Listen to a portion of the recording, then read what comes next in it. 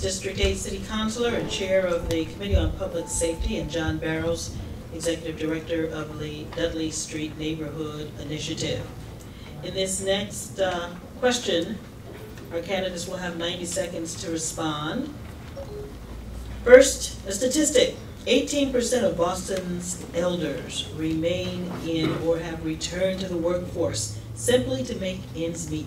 The youth unemployment rate is 29%, a 50-year low, and many of the jobs they start with are held by elders. The question, as mayor, how will you help youth, especially low-income kids, find that first and even second job and gain the work experience and pay which comes with it? And what about elders' needs for additional income? We've had 3 randomly selected to respond, and Mr. Walsh, you'll respond first. Thank you very much. This is a difficult question, not so much with the youth, but with the elderly. But I'm going to answer it first with the youth. One of the ways we can do this is through summer job programs, making sure we expand the ages to get more young people working in the summer. I know ABCD and other programs are run through the summer. ABCD was around when I was a kid. And now we have worked through the city of Boston, and we also have private partnerships with some of our larger employers in the city of Boston. So what I'd like to do, and with the state, what I'd like to do is make sure that we fully fund the summer job program to be able to give every young person that wants a job in the summertime the opportunity to have that job. Number 2, with some of our employer partners, ask them to take on some of these older kids. These kids in the ages of 17, 18, and 19. You keep them on. Let them, while they're going to school, give them the opportunity to gain some experience out in the workforce. Like I did as a kid. I worked as a stationary boy, delivering office supplies in the back bay. Give them that opportunity to work year-round so kids can get a skill while they're working. When it comes to our youth, when it comes to our elders, it's tough. I mean, I'm being criticized in this race for being a supporter of working families. And a lot of our elders don't have pensions. They need jobs. And we have to work with our companies and try and be creative. It's a very difficult task. And not only that, we have a group of folks between the ages of 45 and 60 right now that are unemployed. They're in the same category as our elders, and there's not enough employment out there. The way to fix this is by creating more opportunities and more jobs in our city, and that's what my Office of Economic Development will be responsible for, bringing in new business into the city of Boston so it can employ more people. Mr. Arroyo, as mayor, how are you going to help youth, especially low-income kids, find that first and even second job? I have been a leader on the city council. By the way, with a city council, it doesn't need too much prodding on the issue of youth jobs. And with a mayor who, in fact, is a champion on the issue of youth jobs. I've held hearings in the city council, but not just for adults to talk against adults. I've held hearings where young people led the hearing, led even planning of the hearing, would hold rallies outside, planned the whole thing, and just gave me my talking points. And those talking points were called the next person on the list. And they would give their story. I know the need for a summer job. My first job, 14 years old, was with the food project, which is now up in the corner. Another one of my summer jobs was right here at ABCD. I understand the importance of it, and as mayor, I will champion the need for summer and year-round jobs. I've already committed to increasing the budget more than double to what we do today. We also have to lobby the federal government. I've done that. I took a group of kids to go lobby a former senator, who I'm not so sad that's not the senator any longer, Scott Brown, who took many votes against summer jobs, and I went right to his office to be with kids who say, why are you voting against our future? But it's also around creating jobs. All of us are going to say we need to create jobs. I'm the candidate with a plan that will do that. It's called Invest in Boston. The City Council will be voting on in a week, and it'll take $1 billion and invest them in banks, and only in banks, that create jobs in our neighborhoods. $1 billion of our money if you live in the city of Boston, and that's how I think we create more jobs in our neighborhoods. Mr. Ross, as mayor, how will you help youth, especially low-income kids, find that first and second job and gain the work experience that they need? Well, good to be with all of you. Sorry I'm late. Good to see you, Karen.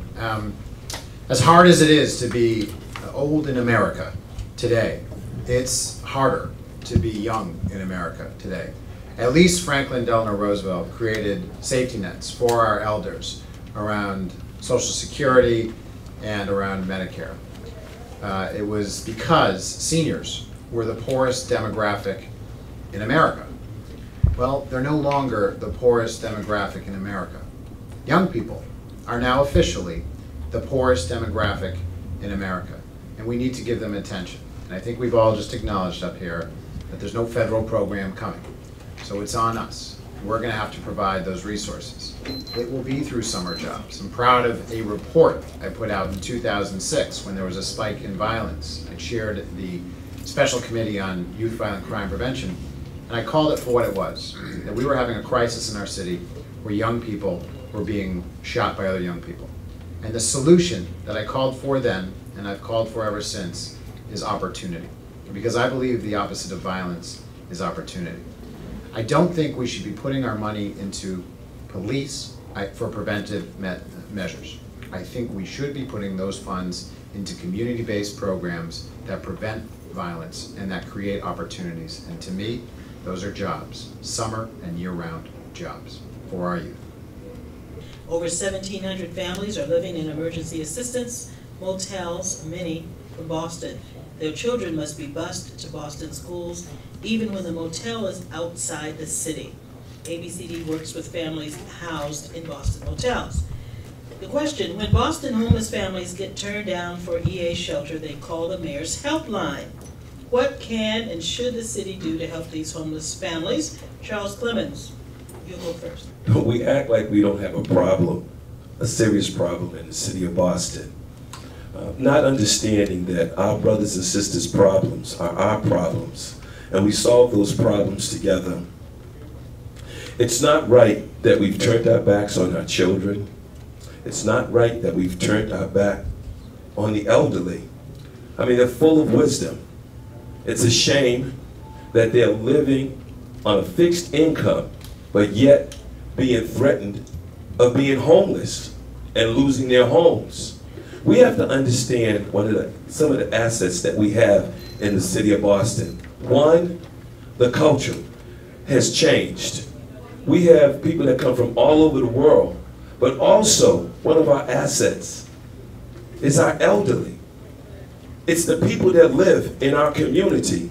It's a shame that we have homelessness. We shouldn't have homelessness, and when you strengthen the family, you strengthen the community. And that's why you need a partner with organizations like ABCD. And I'm going to make sure, as mayor of the city of Boston, it's time for us to start doing the right thing. Stop faking right and going left. Thank you. So as we're talking about building 30,000 units of housing, and we're talking about building affordable housing and middle-income housing, and we need to incorporate homelessness as well. So that part of our strategy is to build units that can serve as transitions to permanent housing. That has to be included in it. We have to, I will go back to the linkage formula, must be increased in both the neighborhood housing trust and the inclusionary zoning to allow for more incentives for developers, CDCs, and nonprofits to come in. We can't do it alone as a city through our Leading the Way, our affordable housing program, or through the mayor's blueprint that he just put out this week. We need to make sure that our private partners are incentivized to build the kind of housing that supports the homeless population. We do that through things like the neighborhood housing trust and through inclusionary zoning. So more money will incentivize and allow for more opportunity. It goes back also to our state and federal partners and the effect that their funding has on Boston. I'm the only candidate on this stage that has served in federal, state, and city government. I had the honor to learn from my mentor, Senator Ted Kennedy, working 6 years in his Washington, D.C. and Boston office and at the State House. So I'm going to be the one who's most ready to advocate at all levels of government to make sure that Boston is receiving what it needs to deal with this problem. I'll do it as a mayor, and I'll be able to do it effectively by building those partnerships on the federal and state level because I've been there and I've done it. Thank you. Ms. Golar-Ritchie, what can and should the city do to help homeless families that call in on the mayor's helpline? First, I just want to say that I have worked on this issue of homelessness and trying to eliminate homelessness. People don't talk about that anymore. Now it's about reducing homelessness. But to eliminate homelessness from the time years ago when I was on the board of the Shattuck Shelter for the Homeless. We were supposed to be eliminating it then, and look where we are today. So that is a problem. And it's true, we have to have a comprehensive plan for housing that absolutely includes a strong, aggressive approach towards the elimination of homelessness here in the city of Boston, and I am prepared to work with ABCD and other partners to do this.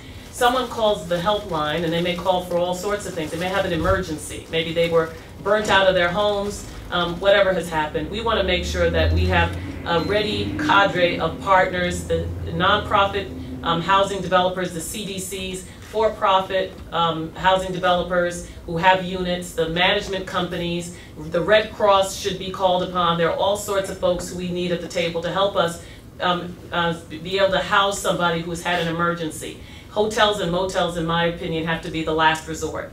So we want to have units available for emergencies, and then we want to get families into stable housing, affordable, decent housing for themselves and their children. We know that gap between the haves and have-nots is widening. That has been well documented. The question is not that it's widening, the question is what we're going to do about it.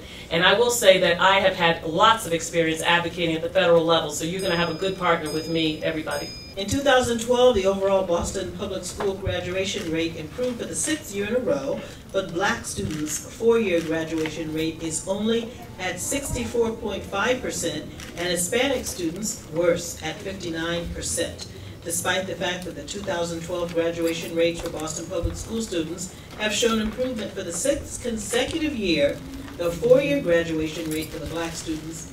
The question, what would you do to ensure more public schools students graduate? Would you expand funding for alternative education?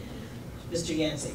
We have great opportunity to increase the graduation rate.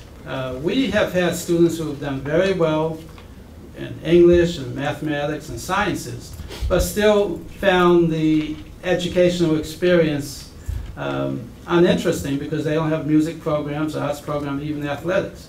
We have 18,000 Boston Public High School students, but we only have 14,000 public high school seats. By high school seats, I mean seats in buildings that have cafeteria, that has a library, that has gymnasium, that has science labs. And I think it's almost criminal that the city of Boston, with its world-renowned reputation for education, are not providing these resources, some call amenities of all things, for all of our students. So the first thing I would do, yes, is to build a new high school in the city of Boston to deal with that issue and to send a very clear message to our high school students that we care about them. Secondly, I will increase the number of partnerships that we have with our educational and medical institutions to partner up, similar to what happened a few years ago with the Longwood Medical Area Association, partnering with Boston Tech, which is now John D. O'Brien School of Mathematics and Science. Thank you very much. Thank you. Mr. Barrows, what would you do to ensure more public school students graduate? And would you expand funding for alternative education?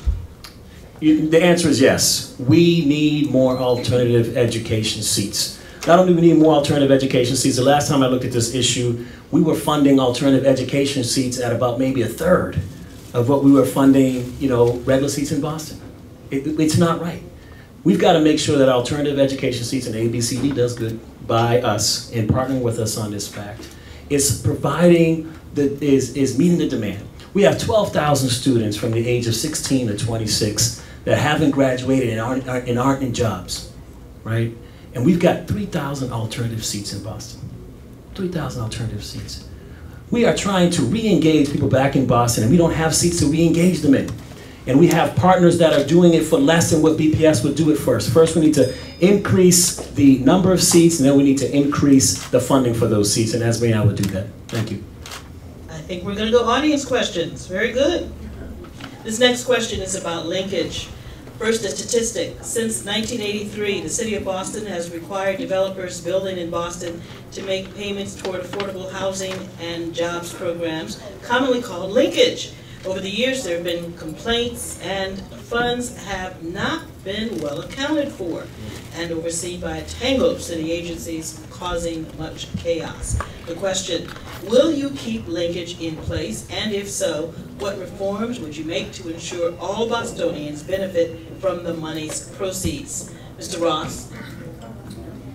So this is also similar to the affordable housing dollars that the BRA has access to. And in my plan, I've called for removing affordable housing from the BRA and putting it into Department of Neighborhood Development. And I think the same principle will hold true for linkage dollars for job readiness programs and training and the other things and housing that linkage dollars are used for.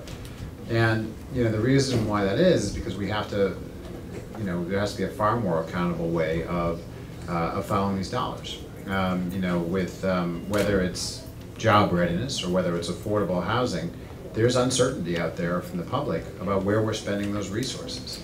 This isn't a difficult change. This is a very simple change. We simply take it out of a department that you can't look into, that there aren't any views into, and we put it in a department that you can. I don't think it calls for the destruction of that department or the cutting of that department into pieces in the middle of a building boom. I think it just simply is, it's a small change. It's one of the 3 small changes that I'm proposing for the BRA that will make a huge difference. I also think it's time that we take a look at the law itself. I mean, it's been in place for decades and it needs a second and third look. More and more we're realizing that we're on our own and that we have to, the success of our city is going to be determined by our ability to grow and our ability to stand on our own 2 feet. So I think it's time to look at that again. Mr. Consalvo, will you keep linkage in place, and if so, what reforms would you make to ensure that all Bostonians benefit from the proceeds of those linkage funds? Well, as a trustee of the Neighborhood Housing Trust for the last 7 years, I've taken great pride in the work we've done in the Neighborhood Housing Trust. Remember that commercial development in the city pays into the Neighborhood Housing Trust for affordable housing, and residential development pays into inclusionary zoning at the BRA. So we have 2 pots of money that are being used to build affordable housing. DND's is audited regularly by outside officials. We're a transparent and public process that anyone can come to, that minutes are taken, and we are in full compliance with the open meeting law. So we're proud of the work we do with the NHT. I agree with Councilor Ross. I would love to see, as a trustee, the inclusionary zoning money come from the BRA over to DND. The BRA are development and planning officials. They are not housing experts, and the staff at DND does an incredible job on housing issues in the city. So the experts should be overseeing affordable housing in our city, not the builders and planners. So I support that, as I said earlier, and also call for it as well. I also think, as I said, we need to increase both the linkage formula and the inclusionary zoning formulas to ensure that more money is coming into the trust and to inclusionary zoning. We need to provide more opportunity for nonprofits and CDCs and other developers who want to come in and access our capital. Oftentimes, the NHT's capital and the inclusionary zoning money is the last piece that puts them over the top to build their affordable housing as a package of tax credits from the state and other things. And thirdly, let's tackle that middle income group of folks who are barely making ends meet, who are having middle income jobs in our city and are being shut out of the market and shut out of affordable housing. They deserve a voice and a chance too. Mr. Arroyo, what will you do about linkage? Will you keep it in place? What reforms would you make? And how will you make sure Bostonians benefit? Just want to say that me and Councilor Conley both fighting to jump at the mic at every question because the questions are so good. I won. I have called for increasing the fee on linkage from the minute I announced my campaign for mayor for a number of reasons. One, really what I'm looking for is the creation of more affordable housing. And so you're supposed to develop 15% affordable housing and development projects across the city, and if you don't, then you pay into the fund. The catch here is that it's oftentimes cheaper to pay into the fund than to build the affordable unit, causing us to not have that affordable unit and causing the fund to have not enough money to build the affordable unit we lost. By increasing the payment, you will, one, encourage the actual building of the unit, which is what I actually want, but if you pay out, you'll then allow us to have enough money to build the unit you didn't want to build when we increase the funds. I also support the idea of removing that from the BRA. It's one of the reasons why I support the idea of removing planning from the BRA, and it is because the BRA is in fact a very secretive and by design secretive agency. Even for us on the Boston City Council, when we approve budgets, we have no right to see the budget of the BRA, and neither do you. And so that's why we should move it to a department where we can see it and see where it's going and ensure that either real or perceived, no one is feeling as if it's not happening right, and if we're very transparent in that process and include you in the process of how we spend those funds. Very good. Josh? Josh is just enthralled with what's going on today. Great answers and great questions. All right, this next statistic. Many Boston neighborhoods lack decent jobs and stores. People have to rely on public transportation, the T, but find that it is often too expensive to use. Question, if you can't afford to get there, you can't work or shop there. How can the city help low-income households access affordable transportation to look for and obtain food and jobs? And Mr. Walsh, your response first. The first thing is we have to make sure that neighborhoods have shops in them that people can get good food and shop in. There's a lot of neighborhoods in the city that still don't have supermarkets near walking distance from their house, and that's a problem. So we have to look at that first of all.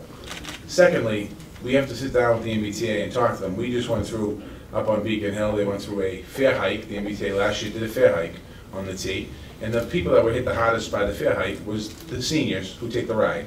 They doubled it from $2 to $4. That was done by the board of the Mass DOT. The second piece is, this year in the legislature, we raised taxes, not what everybody wanted, but we raised taxes to deal with the transportation piece of it, to upgrade our infrastructure, to make sure that we could deal with our infrastructure in the MBTA, upgrade our trolley lines, upgrade our systems. And one of the things that the MBTA is supposed to do with that additional money is increase bus service. So we need to make sure that we have good quality bus service that's in our neighborhoods. There are neighborhoods in the city of Boston, as everyone in this room knows. They might run an hour at a time in the middle of the day. On the weekends, they don't run at all. We need to make sure that we upgrade the bus service. We need to hold the MBTA's feet to the fire. We need to, the representative who's on the board of the MBTA from the mayor's office needs to start screaming and yelling about this, because in my entire time, I've never heard that representative once complain about a fare hike, who voted for it, or fight to get additional bus lines to the city of Boston, and I will do that as mayor. Mr. Yancey, your response about the T. How can the city help low-income households access affordable transportation? Well, for the past 20 years, my office has been working with the state and with community activists to establish some stops along the Fairmont line, and we've been very successful at that. When I was first elected, we did not have any stops going through Mattapan or Dorchester or even Roxbury. Now we have 6. I believe that we have to continue that effort, and as my good friend Representative Welsh just mentioned, we have to expand service in the evenings and the weekends, not only bus service, but along that commuter line, so that families who live along that corridor, we used to call it the Midlands Branch Railroad, now it's called the Fairmont, or some call it the Indigo Line. We have to allow people who live along that stretch of Mattapan, Dorchester, and Roxbury have access at least to the South Bay and back, and establish Mattapan as a destination, so we still have to build that stop. I have been in discussions with the general manager, and I floated a few ideas which he was not very enthusiastic about. But I think for a certain period of time, we should offer free transportation service to increase the ridership along that particular line. We should also revisit the ride and scale that fare back to where it was before at $2. And I believe we do have considerable clout. You know, when I voted on the budget, this past budget, fiscal year 2014 budget, I voted for a state assessment of $81 million for the MBTA. We should use our clout to bring some of those fares down. Thank you. Mr. Barros, what about the T? Thank you very much. Problem with the T is we're not planning for our transportation system.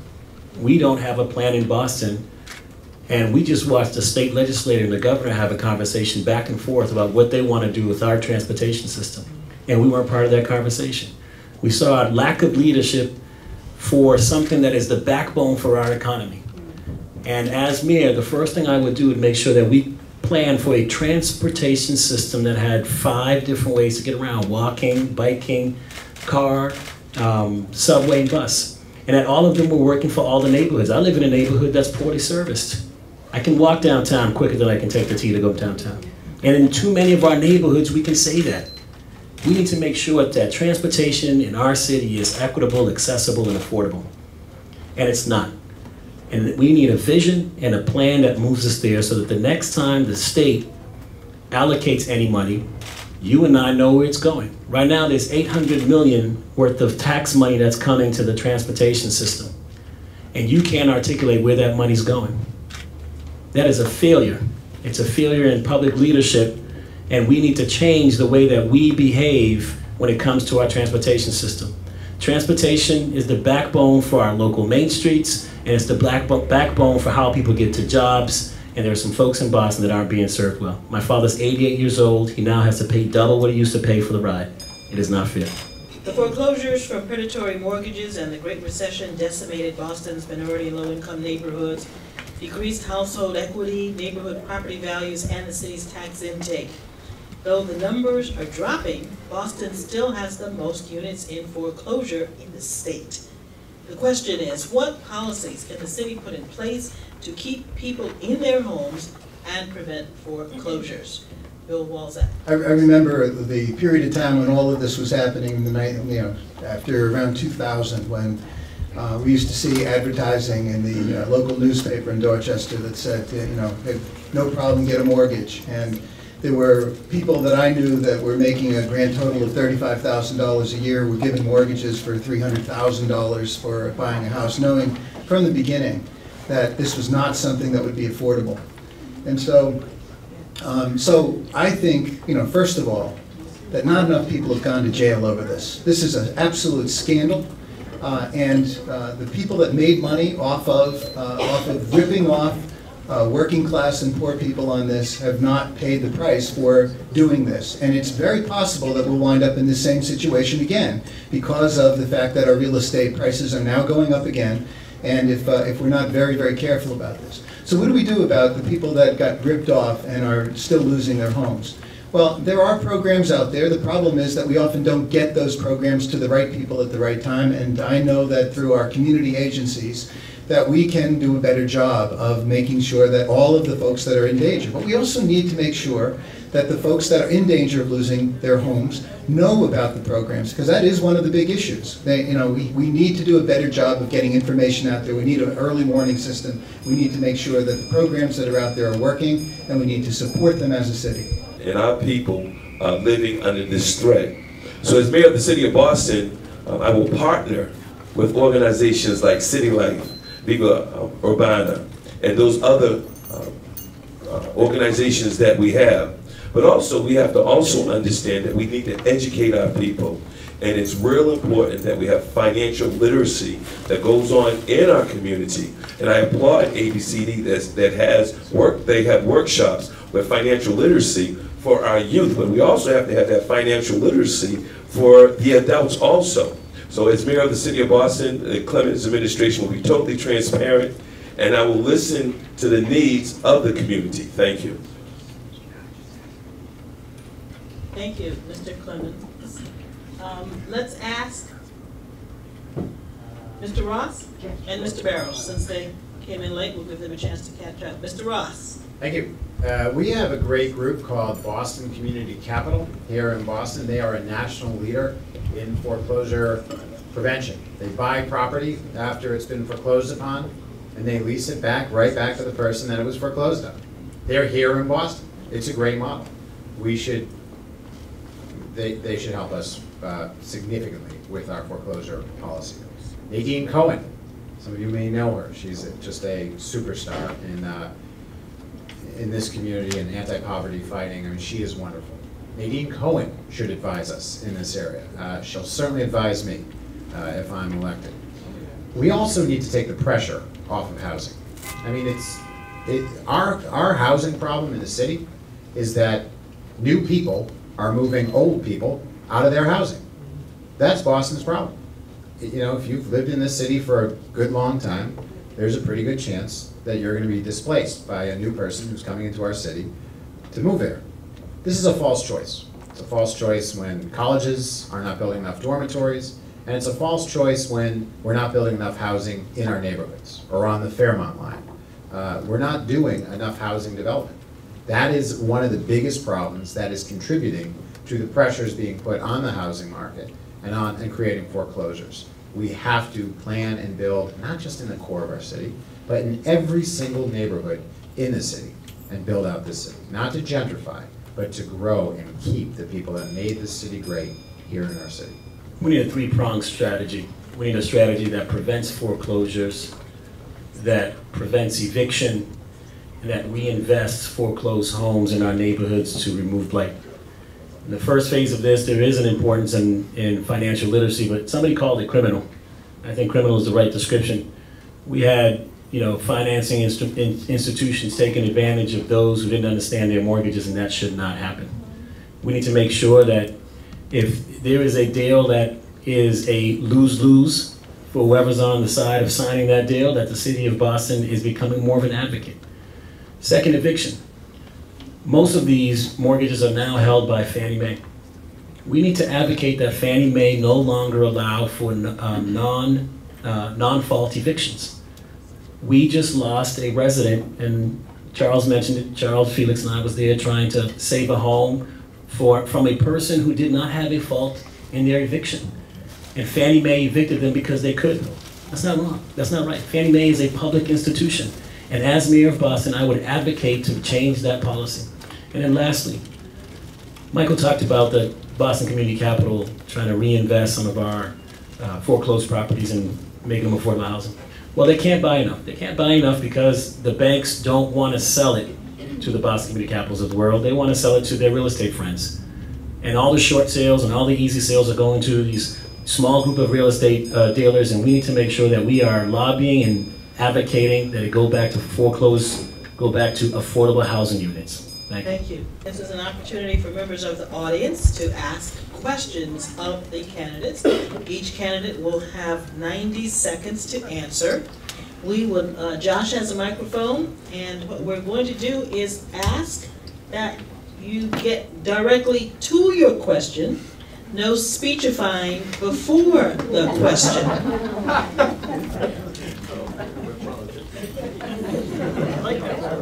Speechifying, you like that? Long statements. That's right, no more than 90 seconds for your question. Hello, my name is Jose. I would like to ask you to all of you, what will be your decision related to Safe Community, is Homeland Security program? Just randomly. This is for number 8, which is. It was John Barrows. No. It is John Barrows. Now it's John Barrows. John Barrows. Hey, I'll be here. Repeat the question. Yep. Number 5, which is Mike Ross. And we'll get you the question. So, what would be your decision related to Safe Community is Homeland Security program? Right. So I can start that. So the Safe Communities program should have never been implemented in Boston. Boston should not have been a pilot city for the Safe Communities program. In fact, it didn't make us any safer. 52% of those that were deported because of that program had no record. They were deporting individuals that were working in the community. They were dividing families. They were taking one parent and leaving the parent and another parent with children in Boston. And a lot of us found ourselves at the Kennedy building in courtrooms trying to justify why they shouldn't deport these people, but they did in most instances. It was wrong. But the worst thing it did around creating non-safe communities is it isolated the immigrant communities and it deteriorated trust between the immigrant communities and our law enforcement officials. So now there's no conversation. There's no dialogue. You don't want to even approach police when you're a victim, because you might be a victim that's undocumented. You might be a victim that has some kind of status that you're not sure about. It's not right. The only way that law enforcement and government works is with trust. And if we're going to create secure communities, we have to invest in trust and relationship that is transparent, accountable, and fair. Secure communities is not that. It would not exist in Boston under John Barrows' administration. I think, Mr. Ross, you were selected randomly. We have to stop pretending that immigrant, and the process in which coming to this country, which has defined this country, is a bad thing. I mean, we're all from somewhere. And this debate is a toxic debate that is so against the American dream that we all stand for. I mean, I don't think there's a person up here that doesn't share a story. My dad came here as a survivor of the Holocaust, rescued by American soldiers. He told people he was 15. He wasn't. No one's knocking down on his 86-year-old door right now to throw him out. We have to stop treating people like they're criminals because they did everything they could to put a better life forward for their family. We have to start embracing what makes America unique, this notion that people come here. Safe communities is horribly destabilizing. It had no business being in the city of Boston. We were the one community that actually really had this right. And it came into our city, And it's exactly what John said. It eroded trust in our communities with the police department. It took our police department, which already, by the way, it does not reflect the city it serves at all to the extent that it needs to. And it took this police department and it made them informants. So anyone who had any immigration doubts would not participate in a conversation with a police officer. By definition, the way police officers get their information is by community conversations with people who have information. That destroys the relationship that we have with community policing. It was horribly destabilizing. It has to go. Our next audience question? Okay, I know, sorry. I know that our longtime board member, Thelma Burns, wanted to ask a question. Hi, I'm Thelma Burns. If elected mayor, what would you do to address health issues like obesity, diabetes, asthma, and promote health equity for all? And this is open to anyone. Well, actually, Thelma, I'm randomly selected, sorry. I got the things here, so it's number 2, which is Mr. Walczak, number 3, which is Mr. Clemens, and number 7, which I believe is Mr. Yancey. This is a topic that I do have some knowledge about, having founded and run the Codman Square Health Center for 36 years altogether. I know that serious health disparities continue to exist in our neighborhoods. And despite all of the efforts done by all the community health centers and the fact that we do have access to primary care for many, many more people than we ever did in the 1970s, 80s, and 90s, the reality is that health is still something that is elusive for most or many people, actually a large number of people in our neighborhoods. So how do we deal with this issue? It's really about creating a culture of health. And a culture of health, if you look at kind of the World Health definition of health, it's really about, it's not just physical health, it's mental health, it's social health, it's the ability to connect with your neighbors, it's dealing with your financial and social aspects of your life. And this is so, Codman Square Health Center, what we did was we made sure that we had earned income tax credit clinics and financial literacy programs. And we actually sent medical students into housing projects to be able to teach people in the housing projects about healthy nutrition and about saving money, which is an interesting thing for medical students to do. But we also are all able to have, after-school programs and to bring something that Charles Yancey talked about. We're building a nutrition program in Codman Square that's going to be about using food before it expires to make sure that we have healthy, nutritious food to compete against the Kentucky Fried Chicken across the street and other fast food restaurants. These are all things that we can do and need to do, and building a culture of health within our city is the way to approach it with our young people, especially in schools. Thank you. Again, this is near and dear to my heart. Education is the key to building a successful community. We have to start in the schools and start educating our children. We also have to educate the residents in our community, where I live, Roxbury, Dorchester, Mattapan. We have so many fried chicken places. We have so many fast food locations. And I have always said, fast food, slow death. Also, America is the only country that's dying from overeating. Can you imagine that? We're dying because we eat too much. So we have to stop partnering with our neighborhood health centers.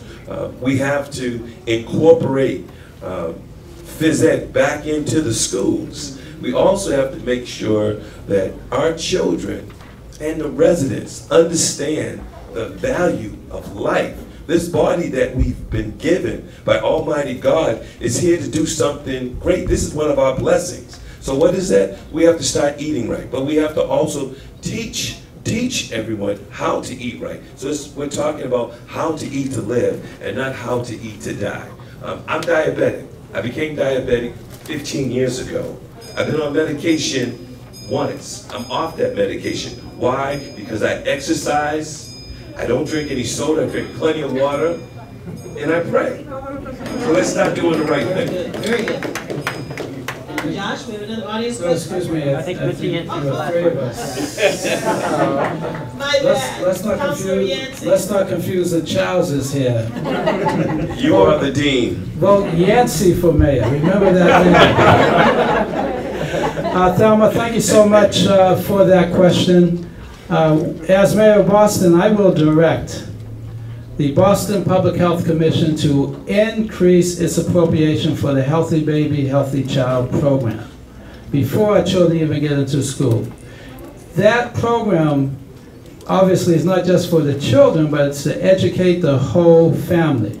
Secondly, as mayor of Boston, I will direct my superintendent of schools to make sure that every child has opportunity for recreation and participation in athletic programs, including, by the way, those 4,000 Boston Public High School students who are attending substandard schools today where they don't even have a gymnasium.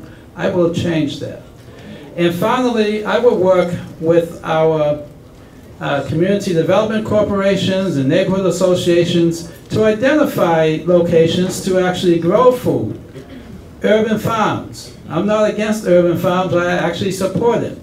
But they have to have support from the local community, and the ground that the food is grown on has to be safe, which means soil testing before we plant the food, and use that food to help feed the entire community. Thank you very much. Thank you. Now we've had our three. All right, we have another question back here. The City of Boston Employee Charitable Campaign, known as COBAC, enables city employees to give to charities of their choice through payroll deduction. This helps at over 700 charities in the local Boston area.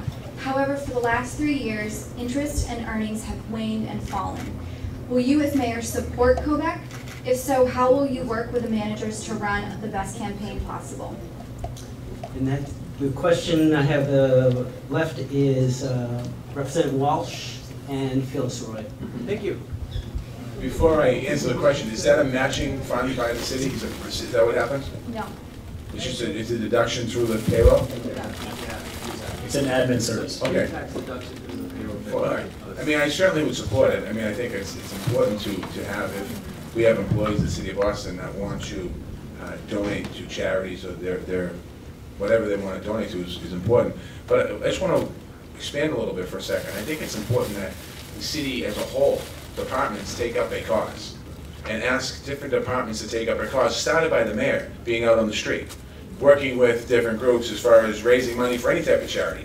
Because I'm very familiar with this. I know there's a lot of nonprofits in the room, and some of you get money from the state, some of you get money from the city, some of you get money from the feds. But a lot of your money, in particular the last 5 years, a lot of your money has been fundraised money because of the cuts in all the budgets, because of the bad economy.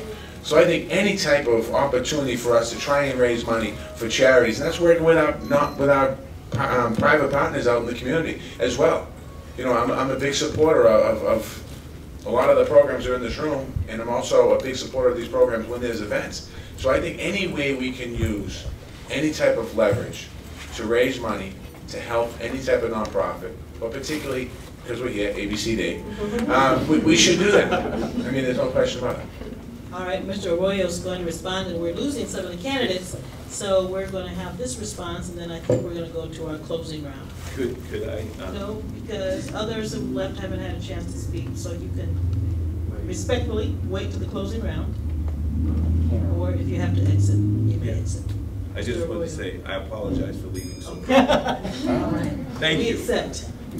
Thank you. Mr. Arroyo? Yes, absolutely. As mayor, we will support the COPEC program. You know, one of the ways to do that, you know, I believe one of the most powerful things that a politician, elected official can do is convene, right? It's bring people together. And as mayor, you know, you have a staff of around 17,000 FTEs. You do a whole lot of bringing together around this concept and around the concept of giving back to your neighbor through, and one of those ways being COPEC. I want to say our city employees give back all the time, and I know that. But one of the ways being COPEC and promoting it in that way. And so as mayor, I'll do that. I got 48 seconds left. I answered your question. I'm going to answer your question. I have been adamantly opposed to secure communities from the day the concept was even spoken about at Homeland Security. It is an awful way of doing public safety. You know, some have become a country that freely accepts the labor of immigrants, but so stubbornly rejects their humanity. We have to end that. My parents moved to Boston speaking no English, looking for a better opportunity. They found that here. That just can't be my story. That has to be everyone's story who makes Boston their homes, whether they come as adults or if they're lifelong residents like me. I believe that everyone who lives in this city deserves opportunity. I know they do, and as mayor, I'm going to fight for that. Thank you very much. We're now going to go to all races have seen their wages and income stagnate, even as the pay for a fortunate few explodes. Inequality has steadily risen over the decades. As mayor, what will you do to reduce income inequality between Boston's neighborhoods and residents? And we'll start with you, Mr. Walsh, and go down the line. Thank you for this question. I mean, today in the Boston Herald, they endorsed a couple candidates for mayor, and one of them, they said the absolute not endorsement was Marty Walsh. And the reason for that quote was that the fact that I fight for working people every single day that I get up. And I'm proud of that. And I think one of the things we have to do is continue to fight. There's also an article in the New York Times today, the gap of income is the worst since the Great Depression. In the New York Times regarding the de Blasio race in New York City. We need to, first of all, close that gap. We need to work with some of our employees on closing that gap. And also, we need to create more opportunities. We need to create more opportunities, more employment opportunities, and we also have to educate. We have to educate not only our kids that are in school to make sure that they get that opportunity to graduate from high school and get into college if they want or get a job, but we also have to educate. There are scores of people out in the city of Boston right now that don't have a high school diploma or a GED, and we need to create more programs, not just a few programs, more programs. And we should be using our high schools and our schools at night to give every person that wants the opportunity to get a GED to get that GED. Thank you. Mr. Ross, what will you do to reduce income inequality between Boston's neighborhoods and residents? Well, some I've done, and I actually was going to recognize him, but he just left. My friend Jeff Sanchez, who's my state rep. And together, he and I represent the Longwood Medical area, but noticed that our residents in Mission Hill and outside weren't getting those jobs, and yet they lived in the shadows of these buildings. We worked to bring the job offices out onto the street corners, literally next to the most popular pizza places, so people could get jobs there. We then created a training center in the Longwood Medical area that tomorrow morning, if you went there, there would be people learning to speak the English language, learning to get a job in those careers, in those businesses, jobs in the hospitals. But that's not enough. Our schools have to be the places where we train our kids to get jobs in the building trades, to get jobs in technology, to get jobs to create websites. Those tech vogue schools have to come alive again. We failed Madison Park. It has to be something we invest in, and at night, instead of shutting down, it needs to reopen to train our adults. That's what I will do. Mr. Arroyo, thank you. What will you do to reduce income inequality between Boston's neighborhoods and its residents? Well, this is why I'm running. The entire focus of my campaign is on creating pathways out of poverty and into the middle class, because there's so many Bostonians living in poverty. People at ABCD know this, but not everybody does. But over 20% of all Bostonians live below the federal poverty level. 40% of all black children. 35% Latino children. 1 in 3 Asian living below poverty level. How do we do it? Well, we can't ignore the role that race and gender play in defining where you are in that line. We can't ignore that, and as mayor, won't. We're going to create better jobs. I've talked about invest in Boston ad nauseum because I believe it will help create jobs. We got to take what we call bad jobs and turn them into good jobs. I've experienced doing that, moving janitors from $9 in 2 years to $18 a year. We've got to link residents to the job that exists today. In the Longwood Medical area, 1,100 new jobs a year. Well, there's 1,100 people in Boston who should have those jobs. We have to link them to those jobs.